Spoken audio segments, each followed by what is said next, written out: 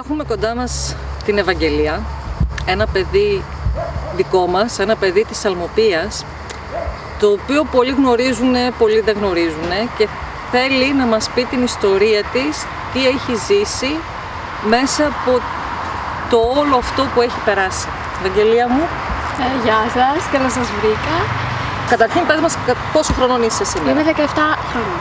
Και πότε ξεκίνησε όλο αυτό? Ξεκίνησε πριν κλείσω τα 15, τον Σεπτέμβριο του 2021. Δηλαδή θα πήγαινε στη τάξη. Θα πήγαινα πρώτη ηλικίου.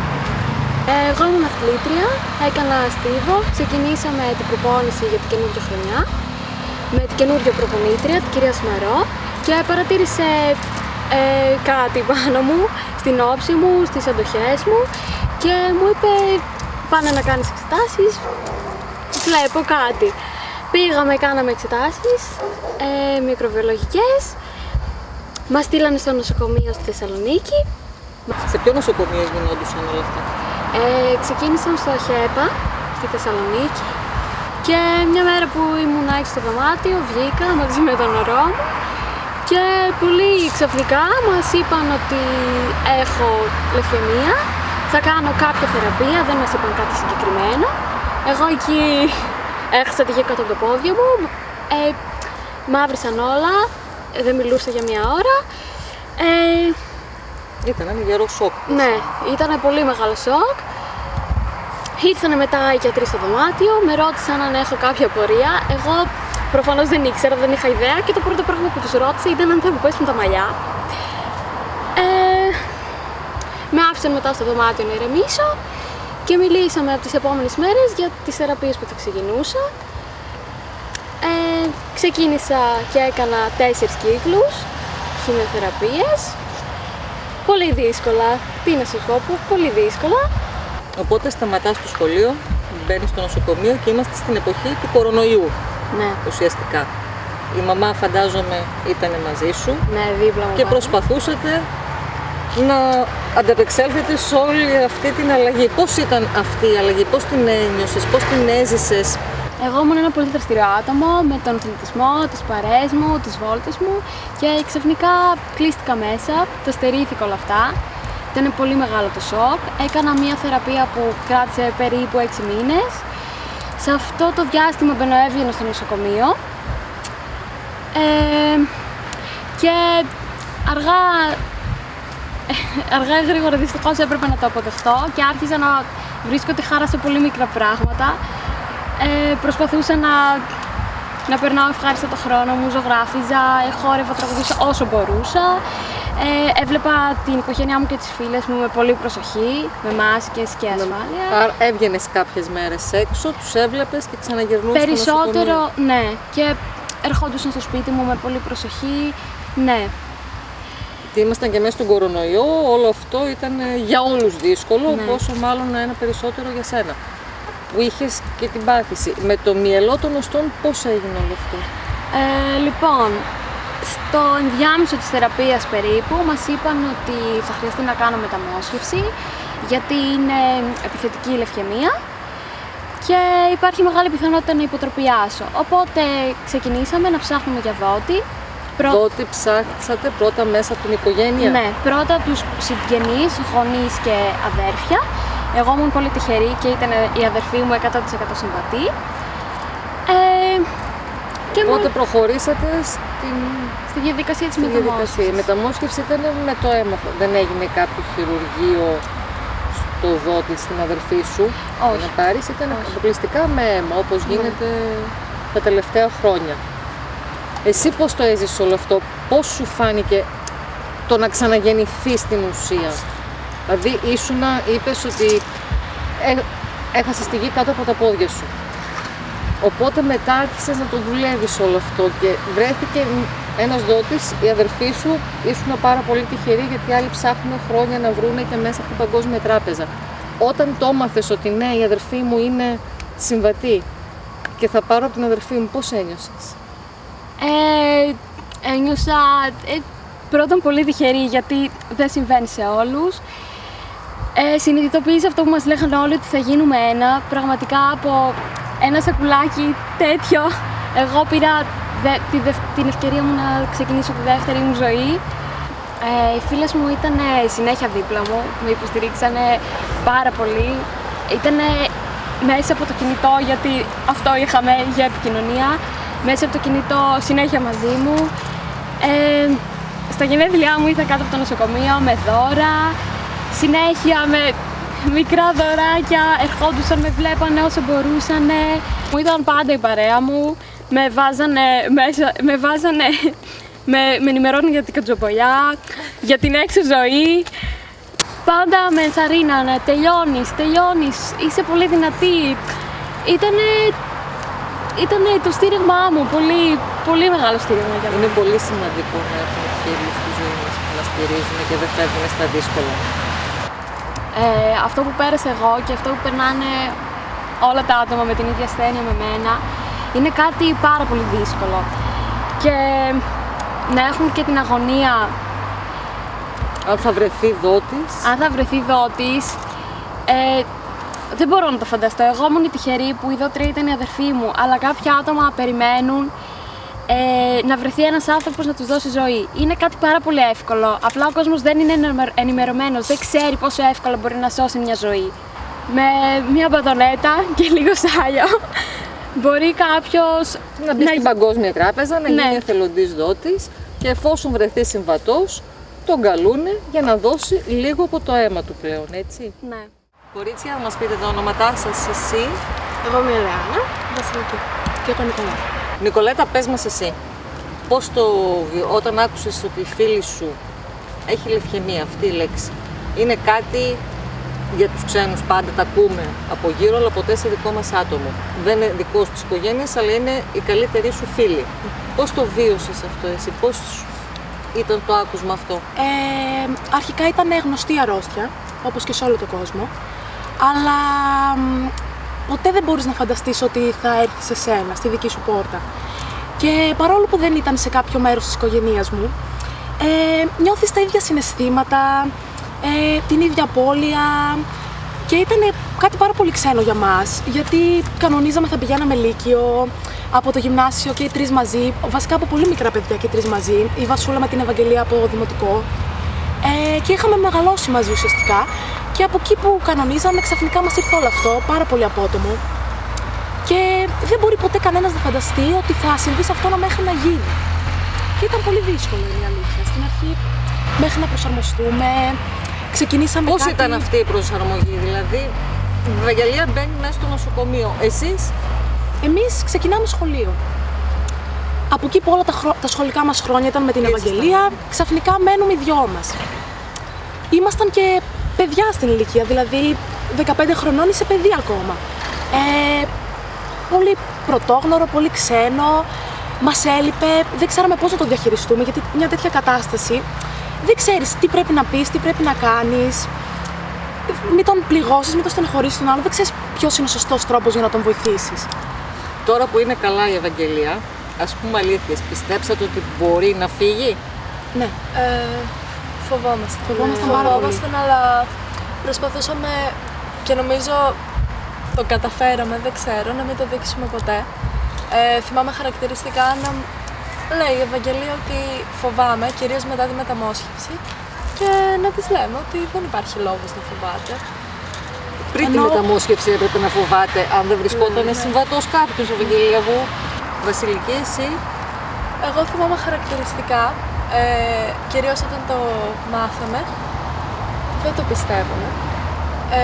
Μετά μας έλειπε, επειδή ήμασταν κάθε μέρα με την Ευαγγελία, ξεκίνησε να μας λείπει πάρα πολύ η Ευαγγελία και ταυτόχρονα είχαμε το σχολείο και θυμάμαι χαρακτηριστικά να γυρνάμε από το σχολείο και κατευθείαν να μιλάμε στο τηλέφωνο με την Ευαγγελία, να μαθαίνουμε τα νέα της, να στεναχωριόμαστε, να καταλαβαίνουμε ότι περνάει δύσκολα η φίλη μας, αλλά να μην θέλουμε να τη δείξουμε.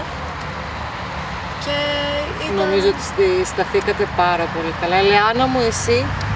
Εγώ όταν το έμαθα έπαθα ένα μικρό σοκ, γιατί όσο γνωστό και να ήταν, όπως όλοι ξέρουμε ότι είναι μια πάθηση αυτή που την περνάς πολύ δύσκολα, στεναχωρήθηκα πάρα πολύ, γιατί και εγώ την ζούσα την Ευαγγελία και δεν ήμουν ένα μέλος της γενικής της παρέας, της πιο κολλητές, να το πω έτσι.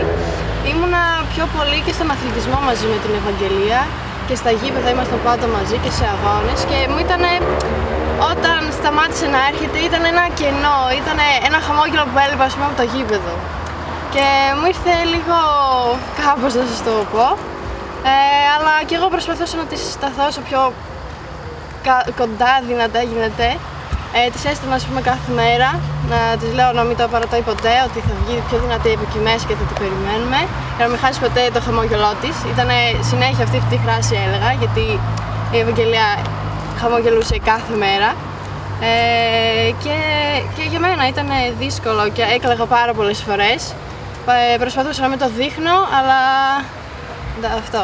Εγώ θα πω κάτι που μου έκανε εντύπωση, που όταν έμαθες, το λέω για την Ελεάνα, γιατί την ξέρω την Ελεάνα από μωρό παιδί. Όταν έμαθα για την Ευαγγελία η Ελεάνα, ήρθε και μου είπε, κυρία Μαριά, εγώ μπορώ να γίνω δότρια μυελού των οστών. Λέω, είσαι πολύ μικρή ακόμα, μετά από τα 18 και κάθε φορά που με έβλεπε, κυρία Μαριά, εγώ πότε μπορώ να γίνω δότρια. Πολλοί φοβούνται για κάποιο λόγο να δώσουν έστω και ένα δείγμα από σάλιο, που είναι απλά 3 λεπτά από τη ζωή σου, που μπορεί να σώσουν μια ζωή, έναν άνθρωπο μπορεί να σώσει αυτό το πράγμα, και εκτός από το μυαλό των οστών και να γίνεις δότης αίματος, είναι ακόμα μια πολύ καλή πράξη που επίσης φοβούνται πάρα πολλοί άνθρωποι. Δεν ξέρω το λόγο, αλλά προσωπικά θα ήθελα όλοι να ευαισθητοποιηθούμε από τέτοια θέματα, εκτός από πρόσωπα κοντινά και από άλλες ιστορίες που μπορεί κάποιος να δει, και να πάει σε κάποια ομάδα προσφοράς και να δώσει αίμα, πώς να το πούμε. Εσύ Βασιλική μου, τι θα ήθελες να πεις? Εγώ θέλω να πω ότι είναι μια πολύ εύκολη διαδικασία, όπως είπατε και πριν. Και είναι σημαντικό να βοηθάμε όποτε μπορούμε, ειδικά αυτούς τους ανθρώπους που έχουν ταλαιπωρηθεί και χρειάζονται τη βοήθειά μας. Και καλό θα ήταν ο καθένας μας να προσπαθεί να βοηθήσει με τον τρόπο του. Εσύ Κούκλα? Εγώ θα συμφωνήσω με τα κορίτσια. Είναι μια πραγματικά πάρα πολύ εύκολη διαδικασία και εγώ είμαι από τα άτομα που έχω μεγάλη φοβία με τις βελόνες και με την αιματοληψία κτλ. Αλλά από τότε που έχω ζήσει όλο αυτό, έχω καταλάβει ότι είναι πάρα πολύ σημαντικό για αυτούς τους ανθρώπους να τους βοηθήσουμε και με μια τόσο απλή πράξη και μια μικρή διαδικασία. Και πρώτα αυτός, όταν πήγα στα 18, δεν ήθελα να γίνω κι εγώ δότης μυαλού των οστών και να βοηθάω όσο περισσότερο κόσμο μπορώ. Και όχι μόνο μυελό των οστών, αλλά όλα τα παράγωγα του αίματος. Αίμα, αιμοπετάλια. Υπάρχουν τα βλαστοκύτταρα για τις μητέρες που είναι πάλι σαν μυελό των οστών, το παίρνουν από το ομφάλιο λόρο, το αιματάκι για τα μωρά. Είναι καλό να μπορείς να προσφέρεις, γιατί το αίμα δεν παράγεται έξω, παράγεται μόνο από τον άνθρωπο. Κορίτσια, σας ευχαριστούμε πάρα πολύ. Και εμείς. Ευαγγελία μου, θέλεις να ευχαριστήσεις κάποιον? Έχεις να πεις ευχαριστώ? Πολλά φαντάζομαι. Έχω να πω πάρα πολύ ευχαριστώ σε πάρα πολλά άτομα. Ήταν πάρα πολλοί αυτοί που μου στάθηκαν, ο καθένας με τον δικό του τρόπο. Πρώτα απ' όλα η μαμά μου, που ήταν δίπλα μου από την αρχή μέχρι το τέλος, βράχος, η οικογένειά μου, οι φίλες μου, οι νοσηλεύτριές μου, οι γιατροί μου, ο κύριος Μπάτσης, ο γιατρός μου. Εγώ είμαι μάμα της Ευαγγελίας. Είμαι πολύ χαρούμενη που είμαι εδώ και την έχω κοντά μου. Δεν μπορώ να φανταστώ τη ζωή μου χωρίς την Ευαγγελία μου, χωρίς τη Δήμητρά μου, χωρίς τον Δημήτρη μου. Θέλω να πω ένα μεγάλο ευχαριστώ για όσα άτομα έτρεξαν και πρόσφεραν αίμα, αιμοπετάλια, μυελό των οστών, η μεγάλη μου η κόρη που έδωσε για την Ευαγγελία μου, αλλά και για όλο τον κόσμο που τρέχει και δίνει μυελό των οστών. Προσωπικά εγώ χρόνια ήμουν αιμοδότρια, αλλά την αξία του να δίνεις αίμα, την κατάλαβα τώρα. Δεν ήμουν δότρια μυελού των οστών. Μετά από αυτό που περάσαμε έτρεξα, πραγματικά έτρεξα. Γιατί όχι απλά μιλάμε για την υγεία των ανθρώπων, αλλά μιλάμε ότι δίνουμε ζωή στους ανθρώπους. Και αυτό δεν μας στοιχίζει τίποτα μας. Μας στοιχίζει μόνο 3-4 ώρες από τη ζωή μας. Τι είδες εσύ μες στο νοσοκομείο που σου έκανε τρομερή εντύπωση? Αυτά τα άτομα σαν την Ευαγγελία και πιο μεγάλα στηρίζουν και όλη την υπόλοιπη οικογένεια από πίσω τους. Πραγματικά δεν ξέρω αν εγώ στήριξα την Ευαγγελία όπως λέει. Εγώ νομίζω ότι η Ευαγγελία στήριξε εμένα, στήριξε τα αδέλφια της, στήριξε όλη την οικογένειά της. Η αντίδρασή σου όταν σου είπε ο γιατρός ότι ξέρεις η Ευαγγελία δεν είναι καλά και έχουμε τη λευχαιμία τέλος πάντων, αυτό την λέξη που αποφεύγουμε όλοι να την πούμε. Εκείνη τη στιγμή η Ευαγγελία μας είπε, εσύ? Να σας πω την αλήθεια, δεν μπορούσα να αντιληφθώ τα πράγματα. Είχε μπει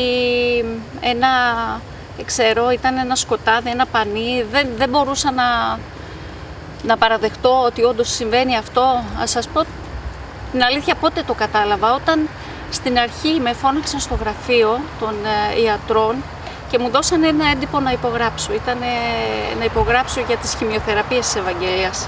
Και τότε έπρεπε να διαβάσω πραγματικά το τι μπορεί να συνέβαινε στο παιδί μου, βάζοντας εγώ, μάλλον το τι μπορεί να συνέβαινε με αυτά εδώ τα φάρμακα που θα έμπαιναν στον οργανισμό της. Εκεί συνειδητοποίησα ότι δεν μιλούσαν για την υγεία του παιδιού μου, αλλά για τη ζωή του την ίδια, ότι κινδύνευε. Εκεί κατάλαβα ακριβώς το τι έχει το παιδί μου. Έβαλα εκεί την υπογραφή μου ότι είναι συνεννό, πραγματικά, και ζήτησα από τους γιατρούς, το μόνο που θέλω είναι να κάνετε καλά το παιδί μου. Εγώ θέλω να πω ότι ένα μεγάλο ευχαριστώ εκεί και στο παιδογκολογικό, στο ΑΧΕΠΑ που έζησε η Ευαγγελία μου, αλλά και στο Παπα-Νικολάου, στους γιατρούς εκεί της μεταμόσχευσης. Πραγματικά ήταν δίπλα στο παιδί μου, πραγματικά δεν ξέρω το σύστημα υγείας που λένε στην Ελλάδα, εγώ ξέρω ότι έχουμε ιατρούς που αγαπάνε αυτό που κάνουν, αγαπάνε τους ανθρώπους, πραγματικά βοήθησαν πολύ το παιδί μου. Τι σκέφτηκες, σου πέρασε η ιδέα από το μυαλό ότι υπάρχει περίπτωση να χάσω και εγώ το παιδί μου αν δεν βρεθεί δότης? Ναι, αγωνιούσα να βγουν τα αποτελέσματα από τα αδέλφια της, να δω ότι όντως θα είναι κάποιο από τα αδέλφια της βασικά. Ναι, και είδα πολλά, και παιδιά να χάνονται και μεγάλους να χάνονται. Και το μόνο που μπορώ να πω είναι να δόξα του Θεού που έχω αυτή τη στιγμή το παιδί δίπλα μου. Τίποτα άλλο. Οπότε βγήκαν τα αποτελέσματα, ήταν συμβατοί αδελφοί και έτσι δεν απευθυνθήκατε στην Παγκόσμια Τράπεζα? Όχι, ήμασταν από τους τυχερούς. Γιατί υπήρχαν μανούλες και παιδιά εκεί μέσα, βασικά εγώ με τις μαμάδες μπορώ να πω, τα παιδιά προσπαθούσαμε να περάσουν, χωρίς να τα παιδιά είναι παιδιά.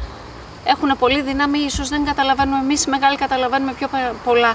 Προσπαθούσα να δώσω δύναμη στις άλλες μανούλες που περιμένανε να βρούνε δότη. Προσπαθούσα να δώσω ελπίδα. Πραγματικά υπάρχει ελπίδα και είναι όλος ο κόσμος αυτός εδώ έξω που δεν ξέρει ότι πρέπει να τρέχουμε, πρέπει να τρέξουμε να βοηθήσουμε τα παιδιά μας, τους μεγάλους, γιατί τώρα μπορεί να είναι το δικό μου το παιδί, ή μπορεί να είμαι εγώ, αύριο μπορεί να είστε εσείς. Πραγματικά σε αυτή τη ζωή πρέπει να σκεφτόμαστε ο ένας τον άλλο δίπλα. Διαφορετικά με συγχωρείτε, δεν είμαστε άνθρωποι, δεν είμαστε ζωή και πολλές φορές το ξεχνάμε εμείς που ζούμε μια καθημερινότητα χωρίς να έχουμε έτσι τραβήξει κάτι πιο σοβαρό. Μαρία, σε ευχαριστούμε πάρα πολύ. Εγώ ευχαριστώ. Σας εύχομαι δύναμη σε όλους. Εύχομαι όλοι οι ασθενείς να βρούνε το δότη τους, να είναι όλοι τυχεροί, αλλά για να είναι όλοι τυχεροί πρέπει να μπει όσο περισσότερος κόσμος γίνεται στην Παγκόσμια Τράπεζα. Ναι. Αυτό παρακαλώ και παρακινώ τον κόσμο να τρέξει. Δεν είναι τίποτα. Θα χάσουμε απλά μισή μέρα από τη ζωή μας. Θα χάσουμε μία μέρα πηγαίνοντας σε ένα νοσοκομείο στην Θεσσαλονίκη. Να τρέξουμε όλοι, να πάμε όλοι στην αιματολογική κλινική του Παπα-Νικολάου, να τρέξουμε, να δώσουμε. Αυτά. Πολύ. Και εγώ ευχαριστώ. Και να ευχαριστήσω και εγώ έτσι εν κατακλείδη, να ευχαριστήσω πολύ την οικογένειά μου που μας στήριξε, γιατί εγώ πραγματικά όσους μήνες έλειπα με το ένα μου το παιδί, τα άλλα μου δύο παιδιά τα κρατούσαν οι γονείς μου. Να ευχαριστήσω πολύ όλη μου την οικογένεια που με στήριξε εμένα προσωπικά, στην οικογένεια που άφησα, στα άλλα μου δύο παιδιά, γιατί 2 χρόνια πραγματικά με στερήθηκαν εκείνα για να είμαι εγώ κοντά δίπλα στην Ευαγγελία μου.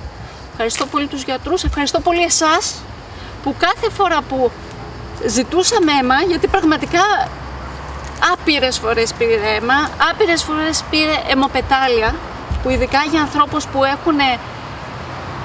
που χρειάζονται να κάνουν μεταμόσχευση και περνάνε αρρώστιες του αίματος, λευχαιμίες κτλ.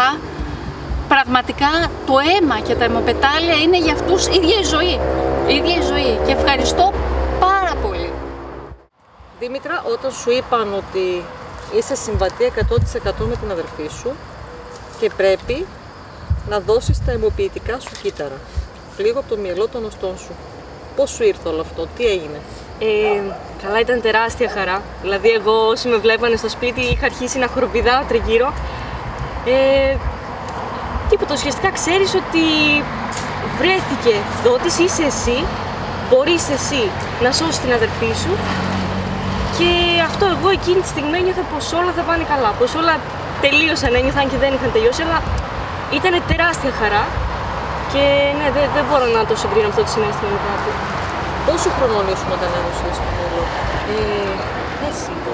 Ήτανε πέρσι, άρα δεν είχα κλείσει ακόμα τα 17. Αλλά μπορούσα εγώ να δώσω γιατί ήμουν 100% συμβατή, ήμασταν σχεδόν ίδια ηλικία, ίδιο βάρος, ήταν αρκετά εύκολο. Ήτανε δύσκολη η διαδικασία? Η διαδικασία ήταν πάρα πολύ απλή και επειδή και εγώ, ας πούμε, όπως πολλά άτομα θα πούνε, είχα τρομερή φοβία με τις βελόνες, τα αίματα. Θα τολμήσω να πω χαζό να το σκεφτείς αυτό μπροστά σε αυτό που πας να κάνεις. Δηλαδή, είναι αυτό που είπατε, είναι 4 ώρες στο νοσοκομείο, σου χορηγούν ένα φαρμακάκι για να ενισχύσουν τη λειτουργία του αίματος, την κυκλοφορία του και όλα βαίνουν καλώς, δεν υπάρχει ρίσκος, έχει αναπτυχθεί πάρα πολύ η ιατρική σε αυτό το θέμα, οι μέθοδοι. Οπότε ήταν κάτι πολύ εύκολο, ανώδυνο, ήταν πολύ βοηθητικοί γιατροί, νοσοκόμες και ήτανε... Θα το ξανά κάνεις αυτό, όχι για την αδερφή σου, για κάποιον άλλο? Θα το ξανά έκανα. Πρώτο πράγμα που είπαμε το που τελείωσα εκεί πέρα τις 4 ώρες ήταν αυτό τελικά δεν ήταν όσο χάλι το φανταζόμουν, θα το ξανά έκανα άνετα, επειδή φοβόμουν, σας είπα. Αυτό ήταν πολύ ανώδυνο, έγινε, χάρηκα πάρα πολύ, ένιωθα πως όλα θα πάνε μια χαρά για την αδερφή μου, πως όλος αυτός ο Γολγοθάς που πέρασε όλους αυτούς τους μήνες έλαβε τέλος και γι' αυτό το λόγο θα παροτρύνω και εγώ τους ανθρώπους να πάνε να το κάνουν.